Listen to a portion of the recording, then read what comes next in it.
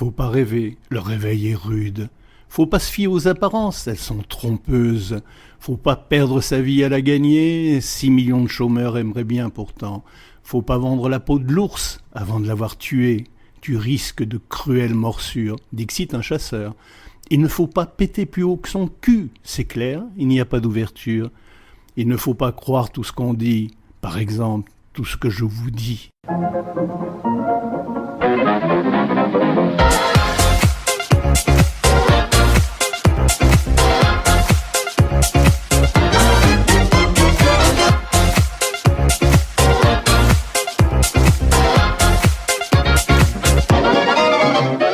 Fidèle auditrice, fidèle auditeur, bonjour ou bonsoir. Vous écoutez Remue-Ménage, une émission libertarisée par ses chroniqueurs Philippe Lenimois, Hercule Poivreau, Didier du domaine de Crassus-aux-Moines, votre serviteur, et le réalisateur chroniqueur Sean Anthony Sean, dit le blond vénitien.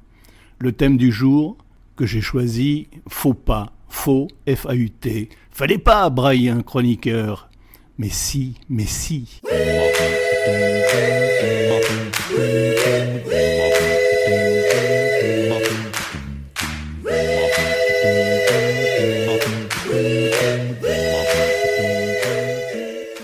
Faut pas nous prendre pour des cons.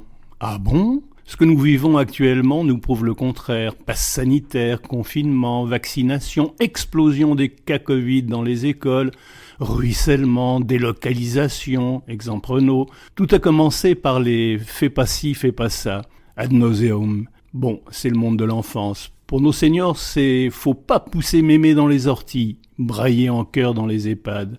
La réaction étant souvent à l'égal de l'action, le refuge dans l'abstention finira bien par évoluer. Un jour peut-être, faut pas rêver. Cependant, l'individualisation voulue par nos dirigeants est un frein majeur. Je change de braquet et j'embraye sur les faux pas bien stupides de nos lois. Faut pas s'embrasser sur les rails d'un train afin d'éviter les retards. Mais qui va s'embrasser sur des rails ? Pour une femme, il ne faut pas s'habiller comme un homme, sauf dérogation délivrée par un officier de santé. Pour les hommes, pas de problème. Le port de la jartelle est autorisé. Faut pas appeler son cochon Napoléon, et certainement pas Macron. Par contre, sa truie peut être prénommée Joséphine ou Brigitte. Il ne faut pas oublier de disposer d'une botte de foin chez soi, dans l'éventualité où le roi passerait avec son cheval. Si, la loi n'est pas abrogée. J'aurais pu vous parler de l'éducation nationale et de ses réformes exponentielles, du niveau des élèves, de l'hôpital, de Bolloré et de sa créature. Mais c'est la fin de ma chronique, il faut savoir s'arrêter. Pour suivre, I Don't Want to Miss It, interprété par Ellie Holtcomb. Eh bien, bonsoir l'auditeur et bis à ta femme.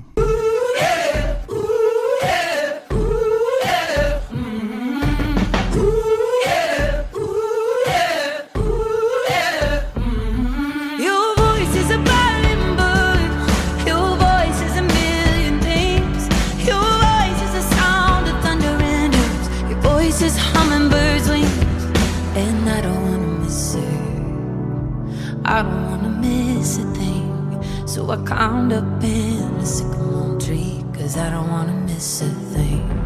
And I don't wanna miss it, I don't wanna miss a thing, I don't wanna miss the melody that you've been singing over me. Hey, you've been singing on the heartbeat. Your touch is a wonder, your touch is a lingering kind. I'm a child reaching up for your hand.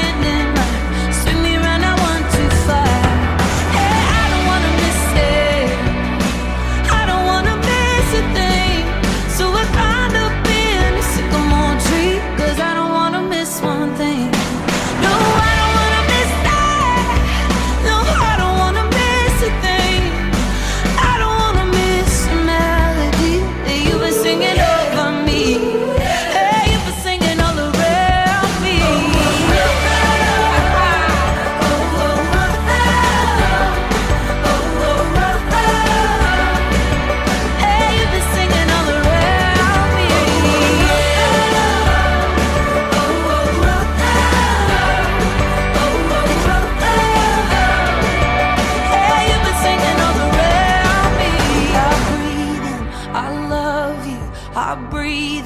I love you. I breathe in, I love you. I breathe out, I love you. I breathe in, I love you. I breathe out, I love you. I breathe in, I love you. I breathe out, I love you. No, I don't wanna miss that. I don't wanna miss a thing. So I climbed up in a sycamore tree, 'cause I don't wanna miss one thing. No, I don't wanna miss that. No, I don't wanna miss a thing. I don't wanna miss a melody that you were singing over me. Hey, you were singing on the road.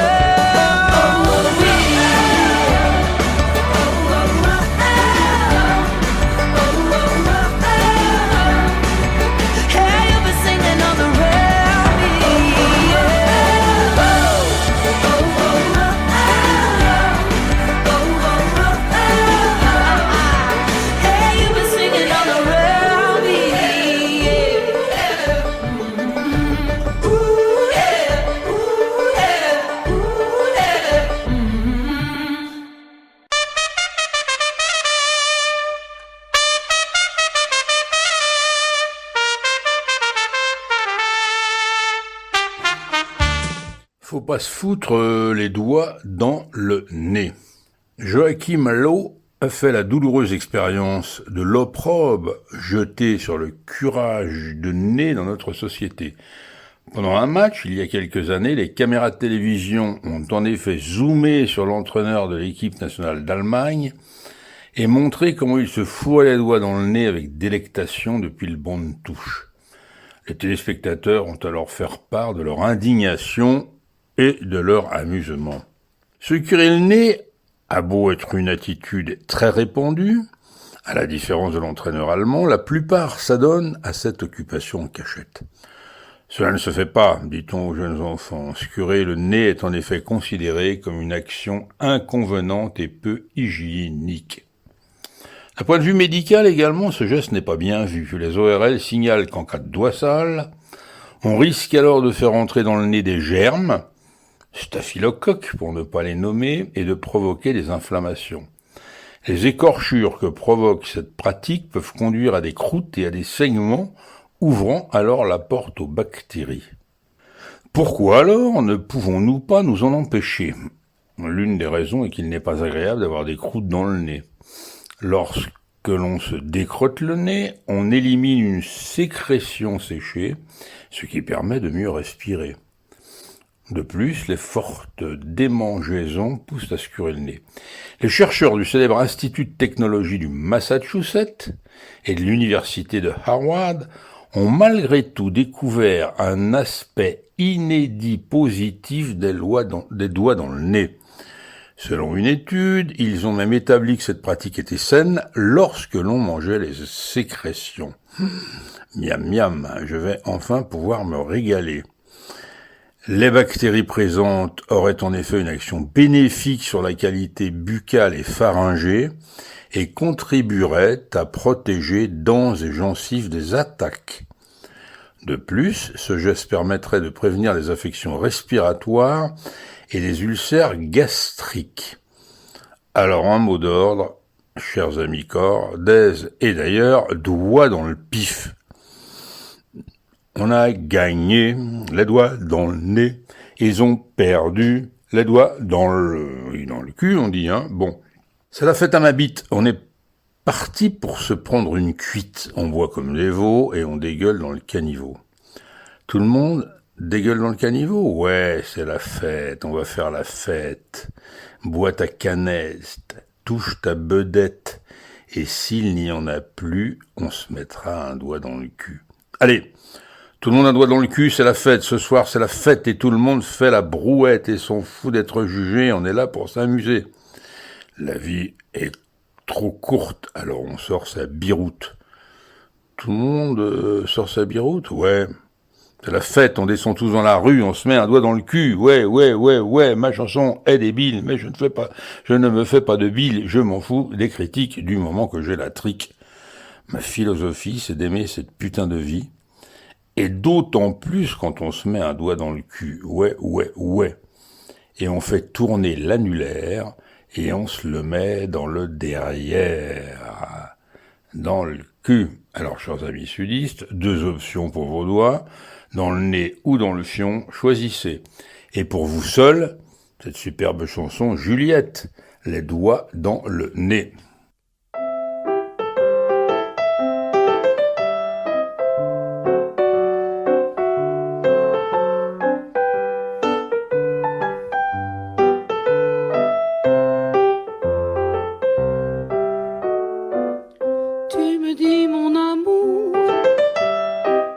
Plus de 20 fois par jour, que ce n'est pas élégant et très peu ragoûtant.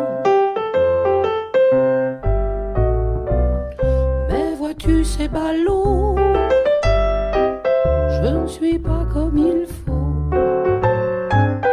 et je peux pas m'empêcher à longueur de journée de mettre mes doigts dans mon nez. J'ai malgré moi bien trop d'émoi à dénicher ces trésors de poussière et d'or pour ne pas céder aux voluptés de mes doigts et de mon nez. Mon amour, je l'avoue, j'aime ces doigts de mystère, ambigus sans tabou. Ce plaisir nécessaire doit rester une affaire solitaire, autrement c'est vulgaire.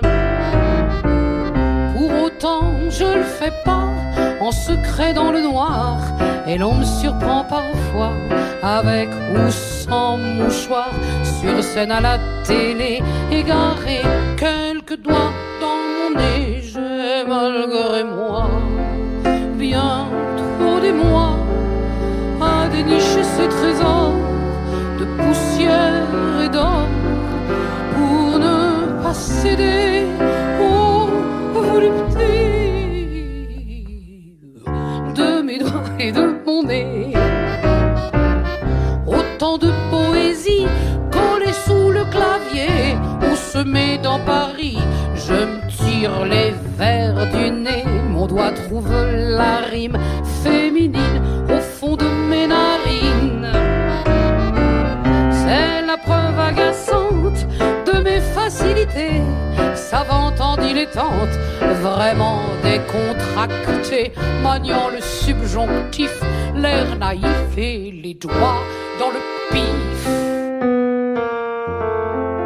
Il eût fallu que j'eusse bien peu d'émoi à dénicher ces trésors de poussière et d'or,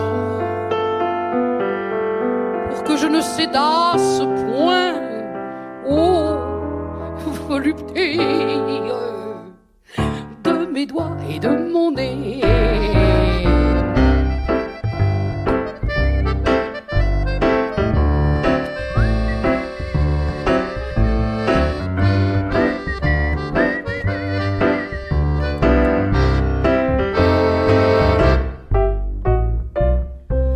J'arrête car je crains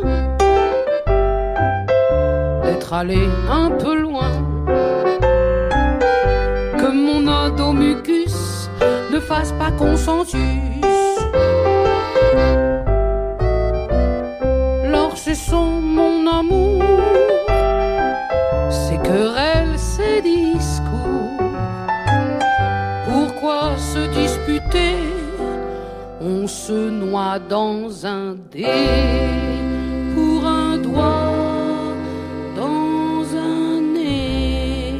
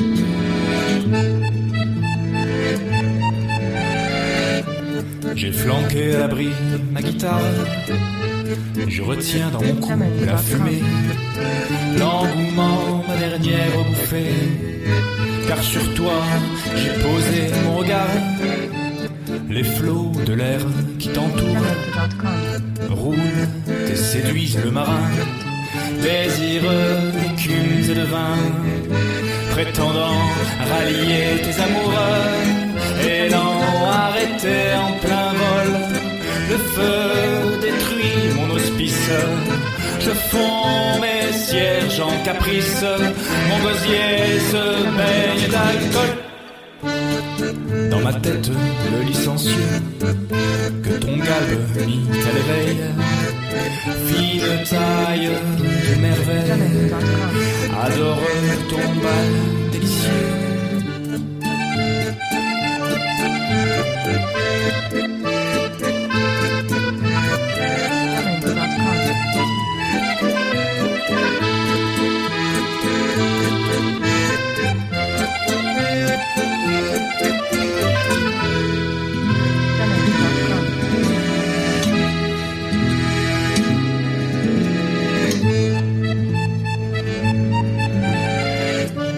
Mes mains tièdes, gonflées d'amour, trahissent mon désir caché d'embrasser mes nades douées. Ton cœur pur bannit les retours, mais le mien, le veux-tu si sec, enlaidi et battu avant par ces gourgandines me pigeonnant, me laissant pour baiser un bec. Danse, candide fiancée, les attraits que ton corps avance n'offrent plus que ton alliance. Mes yeux crient sourds, étouffés.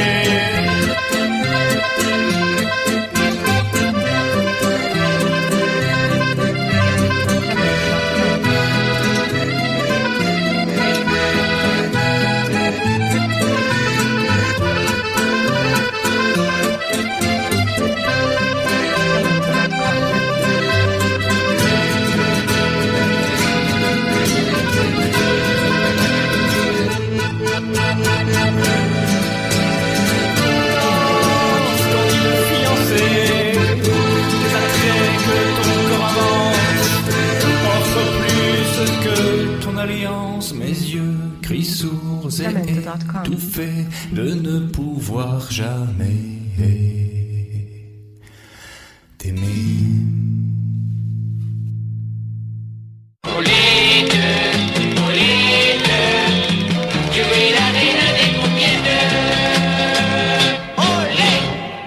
De galipette en galipette, voici la Paulette, la blague de Paulette.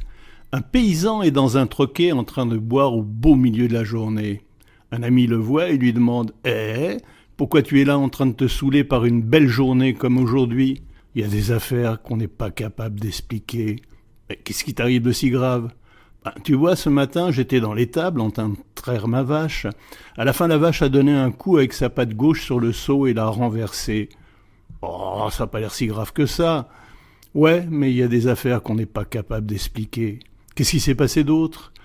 Le paysan continue. Là, j'ai décidé d'attacher la patte gauche de la vache au poteau pour ne pas qu'elle recommence. Et puis, je me suis rassis et j'ai recommencé à la traire. Quelques minutes plus tard, elle m'a donné un coup sur le seau avec sa patte droite. Encore ? Oui, il y a des affaires qu'on n'est pas capable d'expliquer. Alors, qu'est-ce que tu as fait ? J'ai décidé d'attacher la patte droite sur l'autre poteau, pour ne pas qu'elle recommence. Là, elle ne pouvait plus donner de coups de patte, puisque les deux étaient attachés de chaque côté. Et ça marchait ? Je me suis rassis et j'ai recommencé à la traire. Tout allait bien, jusqu'à ce que la maudite vache donne un coup de queue et renverse le seau. Encore une fois. Ouais, ça n'allait pas bien. Non, monsieur, il y a des affaires qu'on n'est pas capable d'expliquer.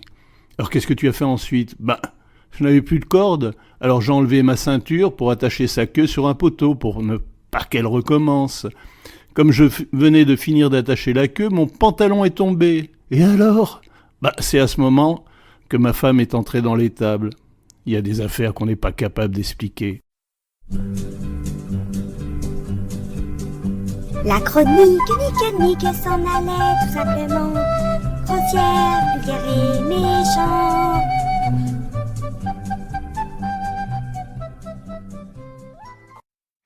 Alors mais qu'est-ce que t'as fait? Qu'est-ce que t'as fait là? Faut pas faire ça, hein. Non, faut pas, hein. Non. Déjà que la fois d'avant, là, quand t'avais braqué une arme sur les journalistes, c'était limite pépite, hein.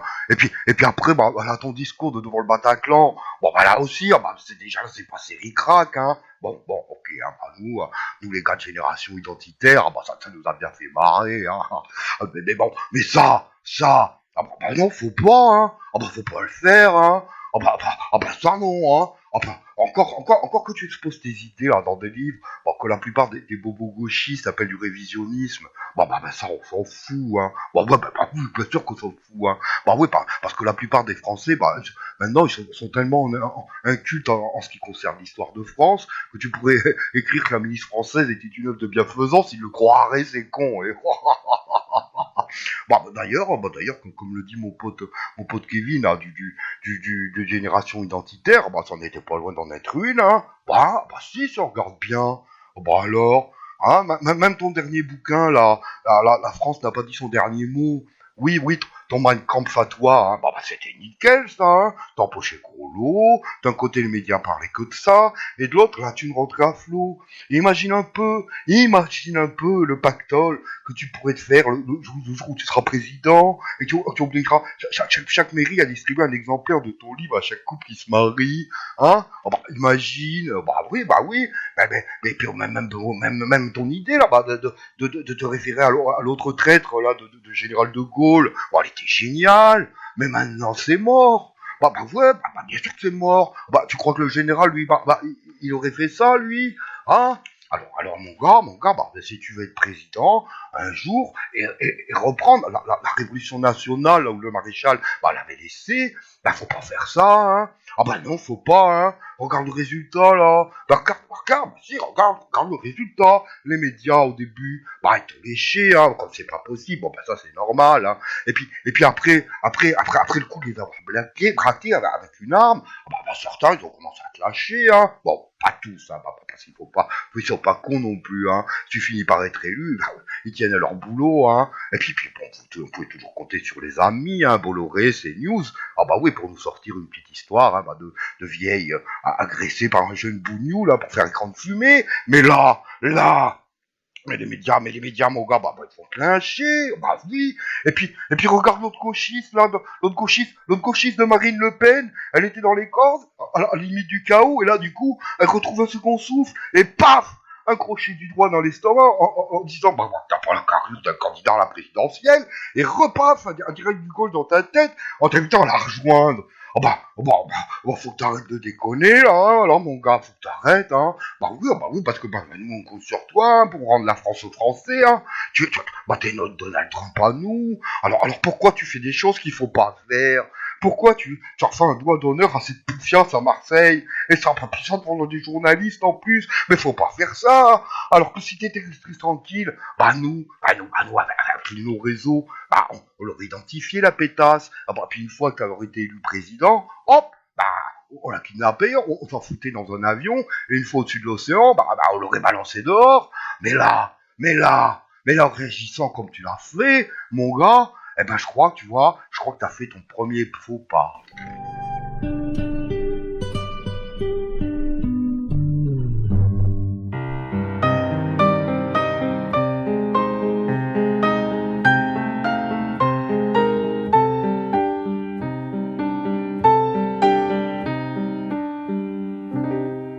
Bien sûr, j'ai eu peu de suffrage. Il paraît que je suis trop molle. Mais pour moi, ce serait un carnage que je ne puisse plus prendre mon envol. Et toute la France se souvient quand j'étais le diable en personne. Chaque élection était une fête. Maintenant, je n'y comprends plus rien. J'ai l'impression qu'on m'abandonne. Alors je te fais cette requête. Oh non, Zemmour, te présente pas, je t'en supplie. Zemmour, cette chanson vaut bien mieux qu'un discours. J'espère encore, tu sais, j'espère. Quand je pense que j'ai dit, quelle erreur. Oui aux droits de l'homme et vive l'Europe. Je pensais pas que mes électeurs allaient en faire une syncope. J'ai cru en Jordan Bardella, un petit banlieusard du 9-3. Je l'ai imposé coûte que coûte. Mais comme c'est pas un ancien para, il plaît pas aux copains de papa. Et tout à coup j'ai un gros doute. Oh non, Zemmour, te présente pas, je t'en conjure. Zemmour, SOS, le palais de haut secours. J'espère encore, tu sais, j'espère.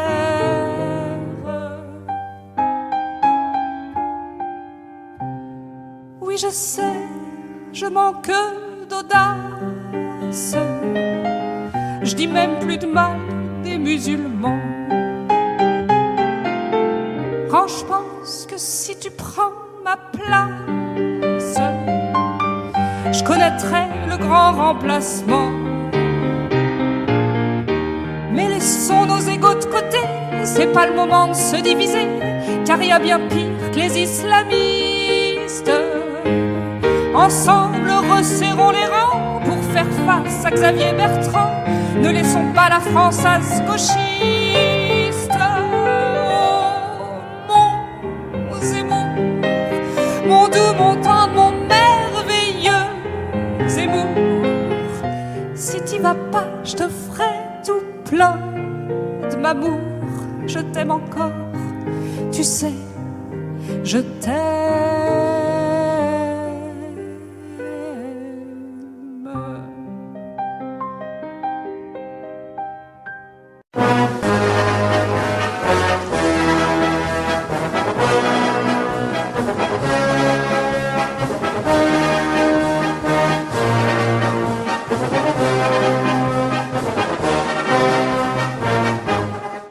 y a quelques jours, je me suis rendu à un concert de musique grecque. Alors, bien évidemment, tout de suite chez nous, on dit grec et tous les clichés arrivent immédiatement. Demis Roussos, le Salakis, Nana Mouskouri, Mykonos, Platon, homosexualité, et j'en passe. Sans oublier évidemment le sirtaki, cette danse et musique qui est devenue traditionnelle et que vous avez tous entendu dans Zorba le Grec. Magnifique film et musique de Mikis Theodorakis. Allez, tenez, pour que ça vous reste dans la tête quelques heures.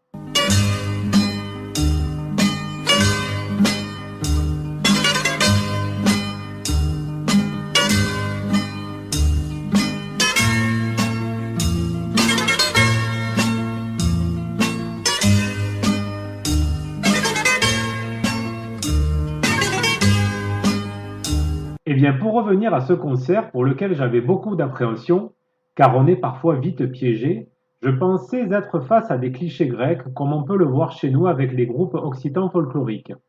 Eh bien, pas du tout. J'ai découvert ce qu'était le rebetiko, mais on va dire interprété de manière très contemporaine.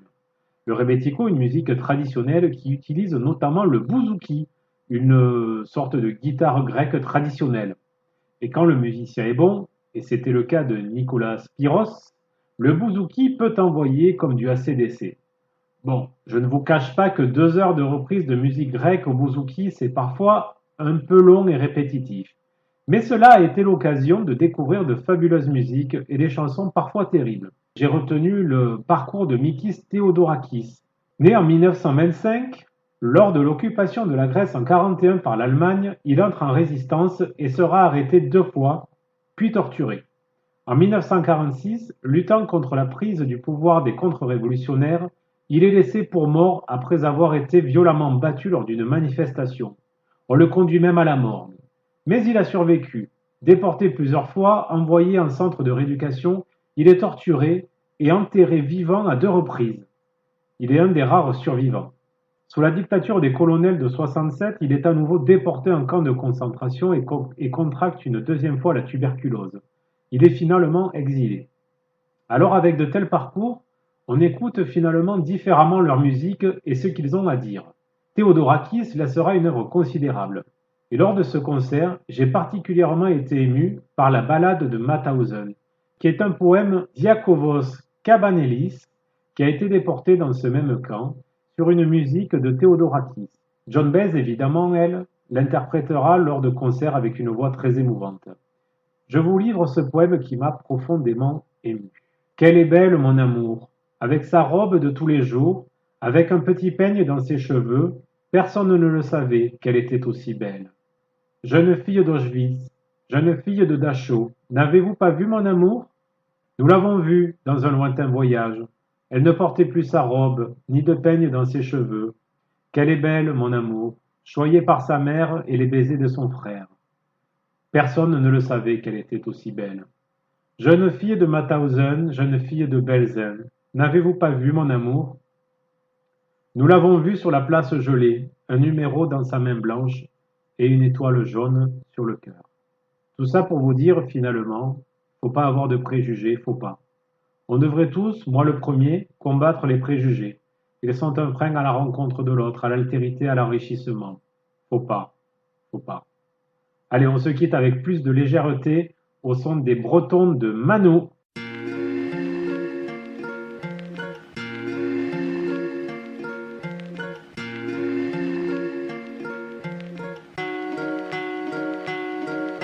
Les cheveux tirés, le dos courbé et la démarche bien cadencée. Plastique sur la tête, sur Silnet et bien sûr le ciré. Le caddie rouge écossais qui a déjà quelques années. Et même dehors pour se déplacer, elle met des charentaises aux pieds. Mémé a décidé ce matin d'aller au marché. Et rien ni personne, même pas Dédé, ne pourrait l'arrêter. Un jour elle est même passée avec une sans droit quittée. Je vous raconte pas la fois où elle a pris le trottoir en VTT. C'est une grand-mère bien vénère, donc vaut mieux l'éviter. Pour votre information, sachez que cette mémé est calibrée d'un fusil à pompe sans le canon qu'elle a elle-même scié. Vaut mieux la respecter, ça y est mémé, encore 100 mètres et la v'là arrivée. Devant tous les commerçants qui se sont mis à paniquer. Les femmes bien sûr, les enfants évidemment se sont sauvés. Car tout le monde sait que dans le quartier faut pas faire chier mémé. Faut pas faire chier mémé. Faut pas faire chier mémé. Ça non, faut pas faire chier mémé. Faut pas faire chier mémé. Tout le monde sait que dans le quartier. Faut pas faire chier mémé. Ça non, faut pas faire chier mémé. Mémé demande quelque chose, vaut mieux lui apporter. Mémé est comme ça, sans perdre des tracas. Tout le monde sait que dans le quartier. Ha! Première avancée, premier contact, premier. Bonjour mémé. Pas de réponse immédiate ici, on est habitué. Parfois elle met des coups de sac à celui qui l'a oublié. Mais pour éviter les claques, tu connais le refrain, faut pas faire chier mémé. Voilà pourquoi la panique au marché s'est installée, en particulier devant le boucher où mémé s'est posé. Elle a ouvert le caddie, sorti le fusil et a crié: Je voudrais 2 kilos de maquereau et surtout faut pas m'arnaquer. Ah, et voici la suite, c'est vrai que j'étais terrifié. Beaucoup de gens ont pris la fuite, imaginez mémé armé. Même l'inspecteur d'Eric devant le danger aurait tracé, car tout le monde sait que dans le quartier, faut pas faire chier mémé. Faut pas faire chier mémé. Faut pas faire chier mémé. Ça non, faut pas faire chier mémé. Faut pas faire chier mémé. Tout le monde sait que dans le quartier, Faut pas faire chier mémé. ça non, faut pas faire chier mémé. Mémé demande quelque chose, vaut mieux lui apporter. Mémé est comme ça, sans perdre des tracas. Tout le monde sait que dans le quartier, ha, pas de solution, pas d'entourloupe, faut parler à mémé. Elle qui fonctionne à la soupe est en train de braquer le boucher. Je me suis rapproché pour essayer un peu de communiquer. Là elle m'a dit: Dégage petit, sinon je vais tous vous allumer. ok mémé, mais ce garçon n'est pas poissonnier. Elle s'est reculée, l'a regardé et s'est mise à douter. Les sourcils collés, frustrés, la main sur le gun, elle a tiré. Fallait pas me faire chier. La morale de cette histoire, si un jour tu rencontres mémé, change vite de trottoir, n'essaie même pas de lui parler. Le résultat a été 21 morts et 3 blessés. N'oublie jamais que dans le quartier, faut pas faire chier mémé.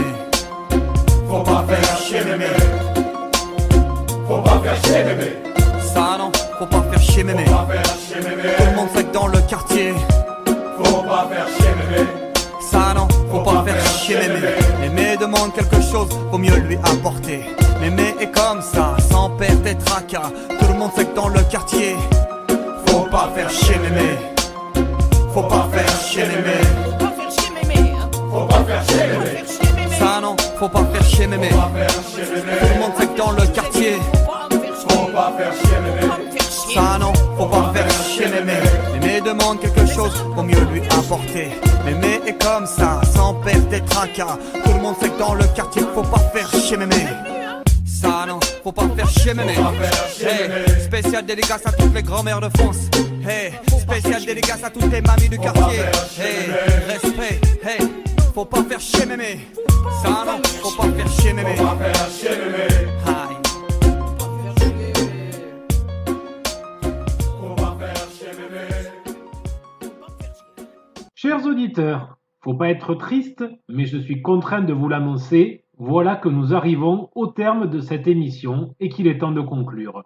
Mais avant, je voudrais remercier chaleureusement chaque chroniqueur pour la qualité de leurs interventions et pour la grande diversité que chacun permet à cette émission. Comme d'habitude, une petite citation de clôture de Léonard de Vinci cette fois. Il ne faut pas appeler richesse les choses que l'on peut perdre. On peut voir